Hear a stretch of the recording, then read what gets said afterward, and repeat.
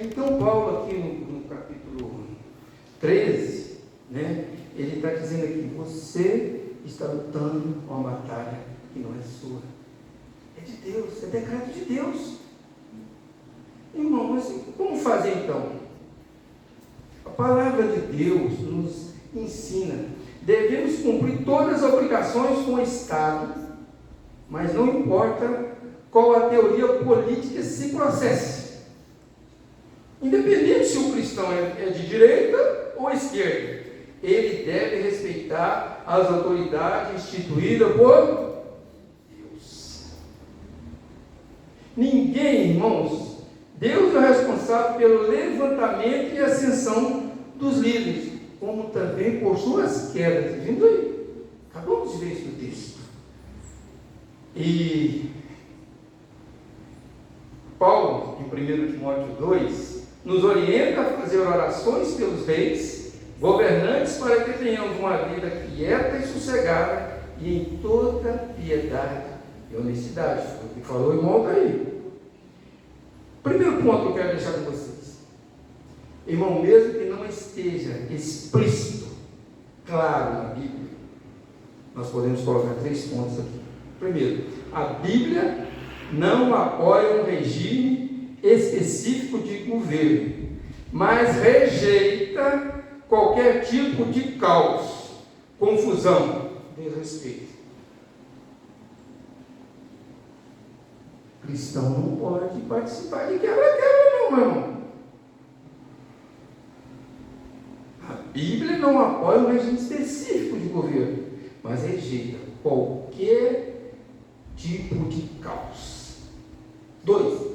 A lealdade ao governo instituído, entretanto, não me impede de eu tentar melhorar o governo. Não me impede de opinar a respeito do governo. Não se proíbe a liberdade de expressão e pensamento. Você pode falar. Você tem essa liberdade. Terceiro, a lealdade ao governo não depende do caráter do governante. Vou repetir. A lealdade ao governo não depende do caráter do governante, seja ele bom ou mau, egoísta ou altruísta, democrático ou arbitrário. Nesta carta que nós lemos, Paulo está apoiando o governo de quem? Do imperador Nero, que vai matá-lo mais tarde. Paulo está apoiando o imperador Nero. Por que Paulo está apoiando? Porque sabe que todo o governo humano está debaixo do governo de Deus. São instituídos para promover a paz. Por isso nós lemos.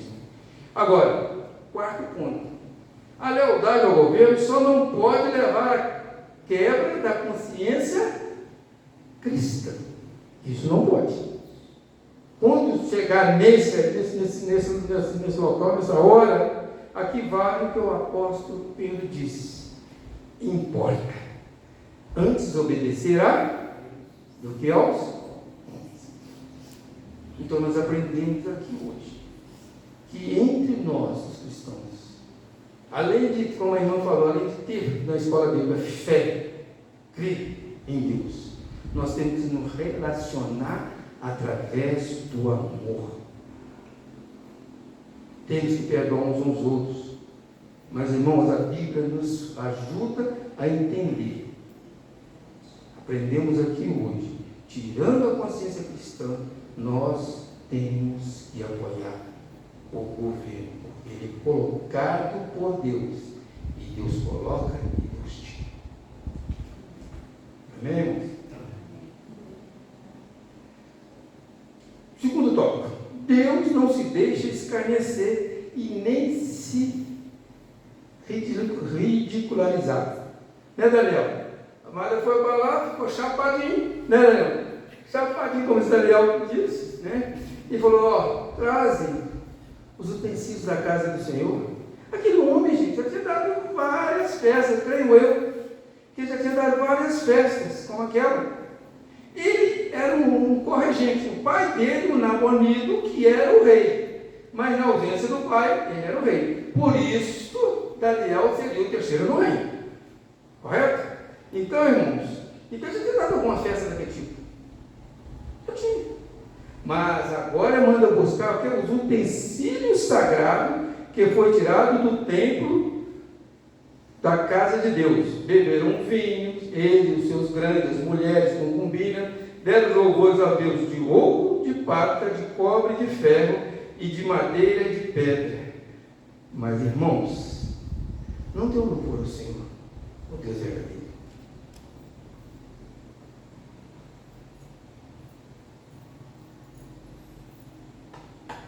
E em Hebreus 11, 31 diz assim: horrenda coisa é cair na mão do Deus vivo. Horrenda coisa é cair na mão de Deus vivo.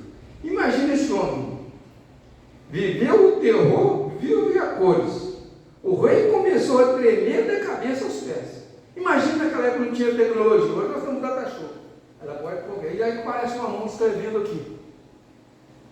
Gente, quando eu era criança, e não tinha televisão naquela época. Televisão que tinha era rico, uma televisão lá no meu bairro, se tivesse. Aí o que acontecia? Os mais velhos se reuniam perto da mesa, jogavam baralho, outros contavam casos de assombração. Oh, eu dormi o sonho dos outros. Dormi, quando eu dormi, eu ficava guardado. Até que era um sono, de quê? De medo. Agora imagine esse homem lá, uma mãozinha. Que isso? Ele começou a tremer todo. Que isso? Ele ficou apavorado. Ele ficou doido. Manda para os astrólogos, mas todo mundo tem que interpretar. E ninguém interpretava aquilo que estava escrito.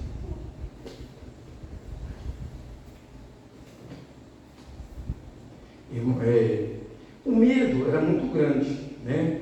O temor do Senhor é o princípio de sabedoria. Não devemos usar o nome de Deus em vão, contar piadas, que denigram o nome de Deus, o nome de Cristo, não assentar na roda dos escarnecedores. Isto é purificação. Isto é santidade. Vou cantar aqui. Nós somos o templo do Espírito Santo. Naquela época tinha o templo, tinha os utensílios do templo, né? A gente for olhar, tinha candelabro, as mesas dos pães para proposição, tinha o altar de incenso, tinha a arca do concerto, tinha o altar logo do holocausto no início, tinha a bacia, né? Então, irmãos, hoje nós somos o templo do Espírito Santo. Nós temos que buscar os valores do alto. Devemos ter o caráter de Cristo. Foi isso aqui, algo mais que a neve. Algo mais que a neve. Devemos andar com o Senhor e teremos a proteção do Senhor. Olha, o Senhor se indignou por duas coisas. Primeiro, não deram louvores a Deus. E segundo, buscaram os utensílios sagrados para debochar de Deus vivo. Hoje nós, vamos falar, somos utensílios na mão do Senhor, ou instrumento com que na mão do Senhor, para fazer a obra, né, irmãos? A escrita de Deus põe fim à festa.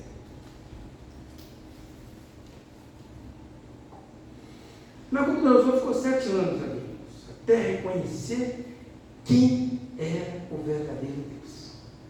Quando ele reconhece, ele é restituído ao trono. Mas ele morre, né? Mas Nabucodonosor teve tempo de se arrepender. O rei Belsazar não. Naquela noite, Daniel falou, e naquela noite, Dario, o Medo, entrou e conquistou Babilônia. Olha bem.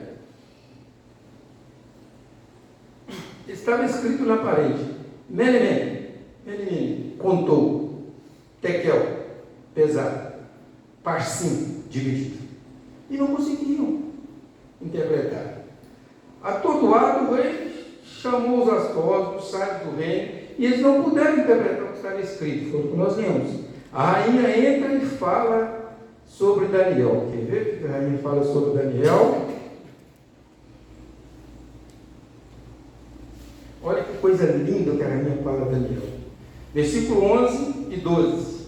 Não há no teu reino um homem que tem o espírito dos deuses santos. E no dia de teu pai se achou nele luz, e inteligência, sabedoria, como a sabedoria dos deuses. E teu pai, o rei Nabucodonosor, sim, teu pai, ó rei, o constituiu chefe dos magos, dos astrólogos, dos caldeus e dos adivinhadores, porquanto se achou em Daniel um espírito excelente, e ciência e entendimento, interpretando sonhos, explicando enigmas, solvendo dúvidas, ao qual o rei pôs o nome de Beltesazar. Chame, pois, agora Daniel, e ele dará a interpretação.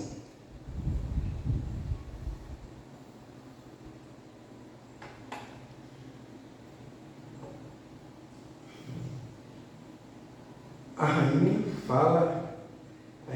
entra e fala sobre Daniel. Essa definição que a rainha mãe faz do caráter de Daniel é alguma coisa especial. Ó, irmão, ele marcou época. A atitude, a palavra do jovem marcou época, pois a rainha lembrava dele e, segundo ela, ele tinha um espírito excelente. Será que nós, como crente, temos esse espírito excelente?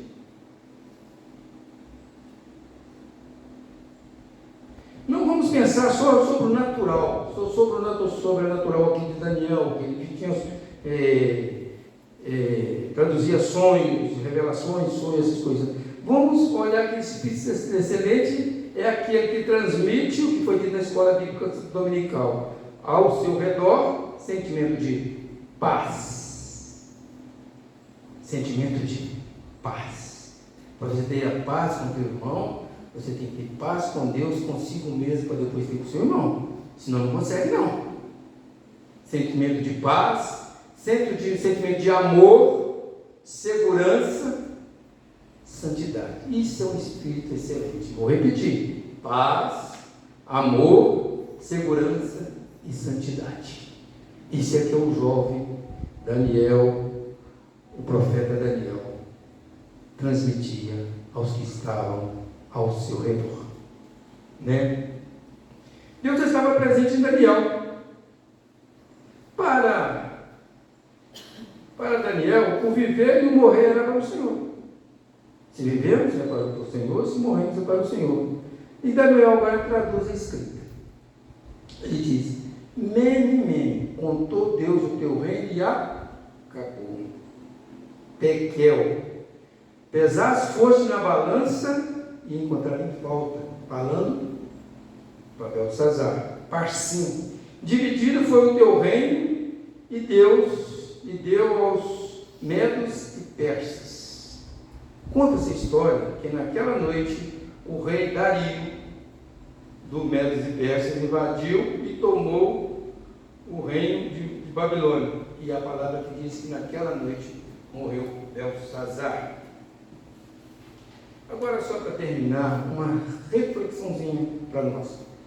Não, é só fazer uma reflexão mesmo. Irmãos, agora faremos uma introspectiva da nossa vida com Deus. Mene, contou os teus dias e acabou. Irmão, você tem certeza da sua salvação? Você está preparado para encontrar com o Senhor? Não estou falando aqui do dia do Senhor, quando virá buscar os vivos e os mortos. Estou falando no hoje. Se Deus te chamar agora, você está preparado para encontrar o Senhor? Você tem certeza da sua salvação?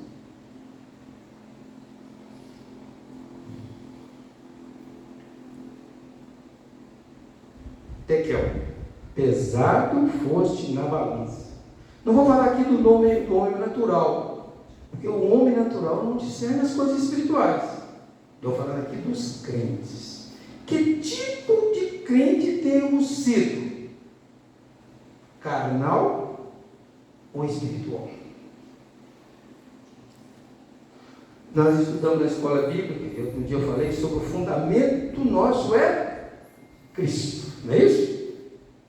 E lá em Coríntios 3 diz o seguinte: que tipo de material você está colocando sobre esse fundamento? E lá Paulo pergunta: ouro, prata, pedras preciosas, madeira, feno ou palha? O que você vai apresentar ao Senhor no dia que você passar pelo tribunal de Cristo? O que você vai ter em mãos? Ouro, prata, pedras preciosas, madeira, feno, palha, ou vai chegar em mãos vazias? Só você está, não se preocupa não, só você está. Mas o que você vai apresentar para o Senhor? Você não está aqui, você não está aqui de passagem, não. Você está aqui para continuar a obra de Cristo. Cristo já fez a parte dele, agora é a nossa de fazer. Passaremos pelo tribunal de Cristo. E o que você apresentará ao Senhor? O que você tem nas mãos? A palavra nos adverte buscar a santificação. A irmã falou sobre purificação, cantou sobre isso. É uma obra.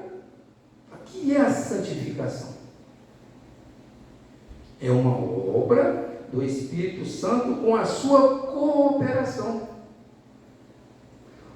O Espírito Santo respeita a sua vontade.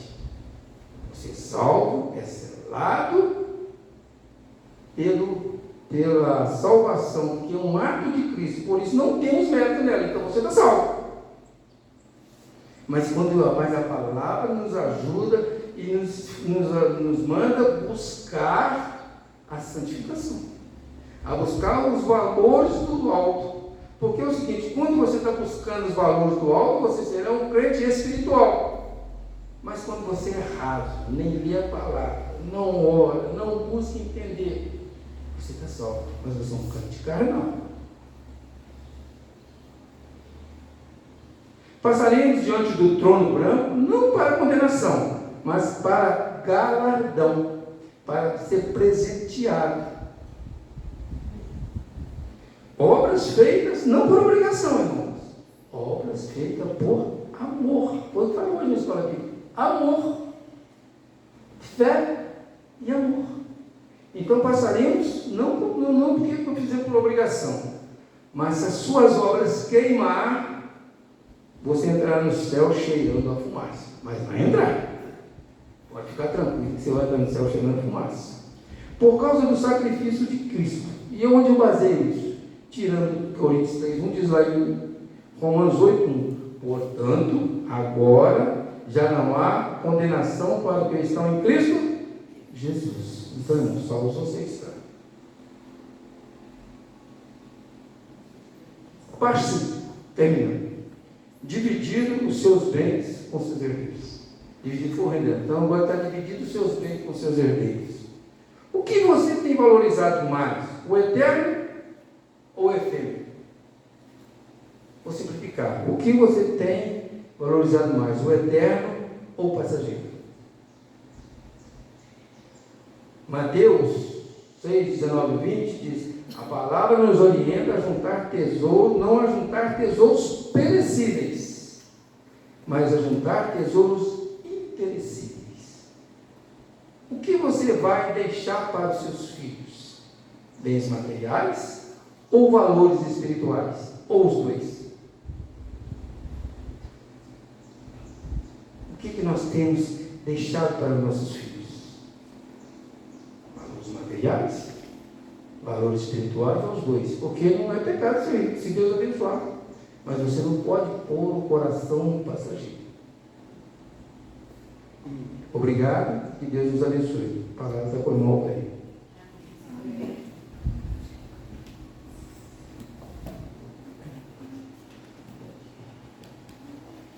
Nós agradecemos, irmão Pedro, pela palavra. Essa palavra vem no momento oportuno, né? Para nossas vidas. E que possamos continuar orando, né? Pelo nosso Brasil, pela nossa nação. Eu sempre digo que o cristão ele tem uma responsabilidade muito grande, né? Com todos que governam, principalmente orar, né? E hoje, uma palavra muito abençoada que Deus usou, irmão Pedro. Desde já agradecemos ao nosso irmão Pedro, né? Por essa palavra de entendimento, sabedoria, que possamos colocar em prática isso. E que a Igreja de Cristo ela possa entender o nosso governo é Cristo. Somos patriotas, sim, mas o nosso Deus é soberano. Ele faz aquilo que lhe apraz. Então nós devemos de sempre ter esse entendimento de que Deus está no controle. Seja o que acontecer, Deus está no controle. E às vezes nós ficamos muito tristes, muito aborrecidos com certas coisas. Mas coloque-se diante de Deus. Deus passa a ser o seu governador, o seu presidente, e você vai ver como as coisas vão melhorar na sua vida. Amém? E à noite nós podemos estarmos aqui para adorar o nosso Deus, né? Para que possamos continuar esse culto ao Senhor. Agradecendo você que nos acompanha, né, pelas redes sociais. Muito obrigado. Deus possa abençoar a sua vida. E com oração silenciosa nós estamos despedindo esse culto. Amém.